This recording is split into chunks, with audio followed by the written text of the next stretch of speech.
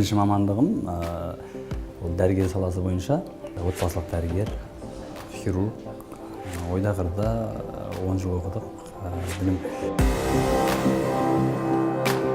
Бизнеске бастау идеясы деген ол 3-ші курстан бастап ойда болды. Жалпы бизнес жасау, бизнес болғанда жасаған бизнесін қоғамға қандай пайда келтіреді дегендей оймен болды. Бірақ оқу бітіргеннен кейін түрлі бизнестер жасап көрдік. Әр салада әртүрлі мамандығына қатысы бар жоқ, бірақ айналып келгенде сол өзіміздің мамандығымызға келдік. Бірақ біздің қойған бизнесіміздің 80% дерлік тегін жасалатын дүниелер, ол жерде әлеуметтік жобалар. Өте тәуекелші адамым. Сосын мынау оптимист дейді ғой. Оптимист болғанда өзі показатель өлшемнің шегі бойынша 100% болатын болса, сол 100%-ті 5-ке бөлгенде 500% оптимист болады. Ол әлгі адамның ішкі түйсігі болады. Қай жобаға тәуекел жасайсың мысалы. Соған байланысты. Енді идеяға, сол бір жобаға, сол бір жасалатын дүниеге жақсы қоғамға пайдасын тигізетін, жаңағы айналаңдағы қоршаған ортаңа, тіпті болмаса отбасыңа пайдасы тиетін дүние болса, оған тәуекелге баруға болады. Қорқыныш деген нәрсе, мені бірде әкем жақсы келтірді, жақсы бір жол көрсетті. Негізі мен жалпы істерімнің барлығында әкеммен ақылдасып отырамын. Сонда әкем айтты: балам, ол қорқыныш деген нәрсе, ол сенің негізі ол қорқыныш деген нәрсе жоқ дүниесі. Ол адамның өзінің ішкі дүниесінде, ішкі санасында, өзінің ойында сол нәрсені қорқыныш қылып қабылдап алады. Егер сен өзіңнің қорқынышыңа қарсы шығып тұрсаң, ол сенің ойыңнан шыққан, сенің өзіңнің ойлап тапқан дүниең дейді. Ол егер сен өзіңнің ойлап тапқан дүниең болғанда, сен оған қарсы келгенде, ол қорқыныштың былай айтқанда жасаушысы сенсің дейді. Қарсы бетке-бет келгенде, ол сенен асып кете алмайды. Яғни ол келген қорқынышты, келген проблеманы қарсы шығып жеңуге болады. Егер сен сол қорқынышты көріп, сол қорқыныш сол екен деп қашсаң, ол әлгі қардың жиналған ұқсап, аққала жасағандағы ол күндердің күнінде ол өте үлкен болады. Ол сені өзіңді басып тастайды.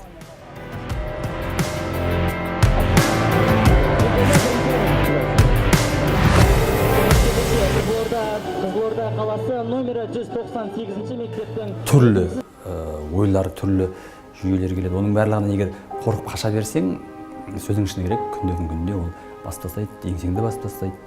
Сондықтан оларға қарсы шығу керек болады. Қарсы шыққанда қалай соның шешу жолдарын. Ол әрине, мысалға бір бизнесті бастайсың, бір істі бастайсың, соның қорқынышы, оның қандай риск, қандай одан риск келеді. Сол риск келетін рисктардың барлығын есептеп, солардың барлығын қарап отырсаң, жұмыстың барысында, жоспардың барысында сен білесің, алдында сенің қандай кедергілер болуы керек, қандай кедергілер келетіні заңдылық. Ол келген бизнесте ол заңдылықтар бар, белгілі бір. Сол келетін кедергіге сенің өзің дайын болсаң, сенің командаң дайын болады. Дайын болған командамен, дайын болған өзіңнің дайын болған түріңде сен ол келген кедергілерді жеңе аласың. Әрине, бұл өте ыждағаттылықты, өте бір есеп барысында, жоспар барысында отырып жұмыс істеуде көп анализдер талап етеді, көп уақыт талап етеді. Сондықтан оның барлығын кейде біреуін көрсең, біреуін көрмей қалатын кездерің болады. Көрмей қалған кездің өзінде солардың өзіне дайын болу керек. Мен бәсекелестікке дайынмын, бірақ мен әлі де осы жерде өзіміздің бәсекелестік қалай айтсам екен, өзіміздің конкуренттермен кездестім деп айта алмаймын. Неге? Өйткені менің өзім, біздің команда барлығы бұл Қазақстанның жерінде жүрген барлық білім саласы болсын, денсаулық сақтау саласы болсын, қай салада біз жүрміз, сол саладағы жасап жатқан қосымша компаниялар, қосымша тұлғалардың, олардың біз бәсеке деп көрмейміз. Оларды бәсекелес, бақталас деп көрмейміз. Біз оларды серіктес, партнер деп қараймыз.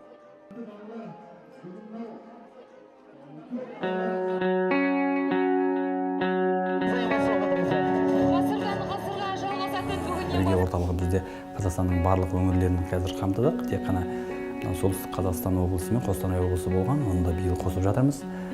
Әр өңірде, әр аймақта білге орталықтары бар. Осы білге орталығымен ол білге деген брендте бізде түрлі жобалар болады.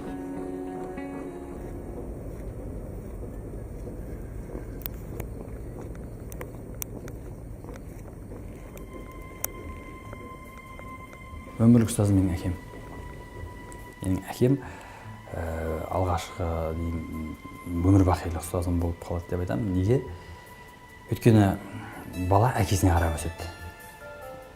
Баланың әке көрген ол жанар, шеше көрген тон пішер дейді. Бірақ әрине ол сырттан іздеуге де болады, ол бөлек әңгіме, бірақ бала әкесіне қарап бой түзейді. Кез келген қиындық кездескен кезде адамның шын нақ айқын бейнесі көрінеді. Ол кезде ол сол қиындықты қалай жауап береді. Эмоцияға берілгенмен көп нәрсе шешілмейді. Ол эмоцияға беріліп, көп қиындықтар одан сайын ушығып кетіп жатады. Болмайтын қиындық ушығып кетіп жатады.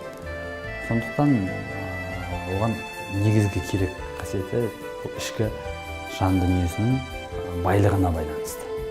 Осы күнге дейін мен қанша бизнестің түрлерін жасап көрдім, жаптым, банкрот болды, минусқа кетті. Ақшаны бірінші кезекке қойдық. Ақша бірінші кезекке қойылып, ақша үшін жасалған дүниелер соңғы нәтижесі солай болды. Көбінде статистиканы келтіріп отырсаңыз, көп бизнесте көп келтіретіні ол тәжірибенің практиканың арқасында келеді. Ештеңесіз, ешкімнің көмегінсіз, ешкімнің тіреуінсіз идеяңыздың болып кетуі үшін сол идеяға жаңағыдай берік болуыңыз керек. Сол идеяны жақсы көруіңіз керек, сол істі жақсы көруіңіз керек. Бизнес жасағысы келетін жастарға мен бәрін айтар едім, бастау керек. Идея келді ма, сол идеяға сенесің ба, соны бастау керек. Ол кезде әрине ақылдасу керек. Ақылдасу керек. Ең бірінші айтар едім, мен кез келген істі жастарға айтар едім. Ақылым айтарым сол бірінші әкеңмен ақылдас. Бизнес туралы кітап оқу керек дейді, бизнес туралы оқу керек, сөз жоқ. Бірақ сен оның ішінен өзіңе керек. Ол кітаптардағы жазылған дүниеде жасаймын деп ойламау керек. Оны тек қана өзіңнің істеп жатқан ісіңе идея қосу үшін, немесе соған бір шабыттандыру үшін ғана болмаса, ал бірақ оның ішіндегідей қатып қалған заңдылық осы екен, осы бойынша істеймін деп ол келмейді. Сіз дайын болыңыз, өзгеріске дайын болыңыз. Кез келген уақытта, қысқа уақытта тез-тез өзгеріп, басқаша, жаңаша қырынан қарауға дайын болыңыз. Мінекей.